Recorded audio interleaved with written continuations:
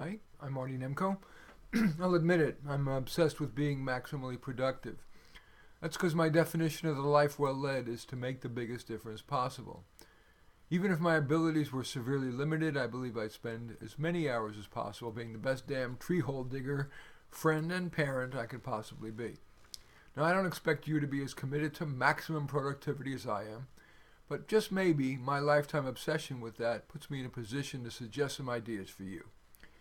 Perhaps at least one will intrigue you enough to try.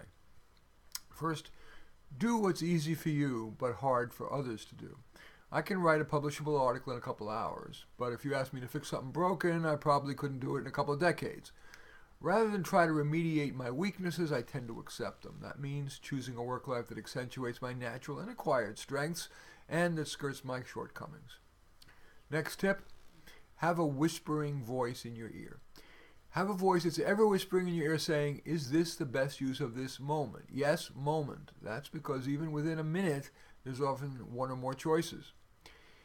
That little voice has streamlined even my daily routine. For example, my meals take little time to prepare. For example, oatmeal in the morning, sandwich or salad at lunch, and broiled meat or fish and steamed spiced vegetables for dinner, as well as yogurt with fruit for dessert. That frees up a lot of time for doing things more beneficial than shopping and chopping. People often ask me how, atop my full career counseling practice and weekly NPR San Francisco radio program, I've managed to write 12 books, including the just published by Wiley, Careers for Dummies, plus 3,500 articles published in prestigious outlets, 1,274 in Psychology Today alone. The key is that I combine those previous two rules. I do what's easy that others find hard, plus I ever ask myself, is this the best use of this minute? In choosing a topic to write about, an approach to doing research for it, and in the sentence-by-sentence writing, I'm ever asking myself not whether it's the best way or the fastest way, but the way that yields the most benefit per minute to my sphere of influence. So, I write about things that would be helpful to readers that I can write based on my experience and my thinking, perhaps plus a Google search. And in writing it, I try, usually but not always successfully, to complete a first draft of an article or a section of a book in one sitting. Start with the very first sentence and go right through to the end.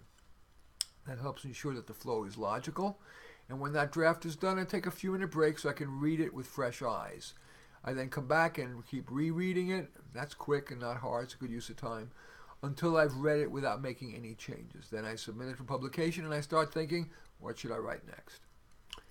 Next tip is to take micro breaks, not maxi vacations. I find it more refreshing and less time consuming to take lots of 30-second to 60-minute breaks than, for example, week-long vacations. And when I do take a vacation, my wife and I usually opt for a day trip, an overnight, or a one-day staycation.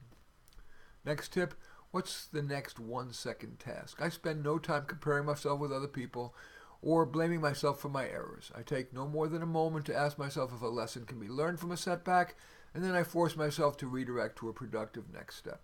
Often I say, what's my next 1-second task? I also ask myself that when I'm feeling overwhelmed by a project or by my to-do list.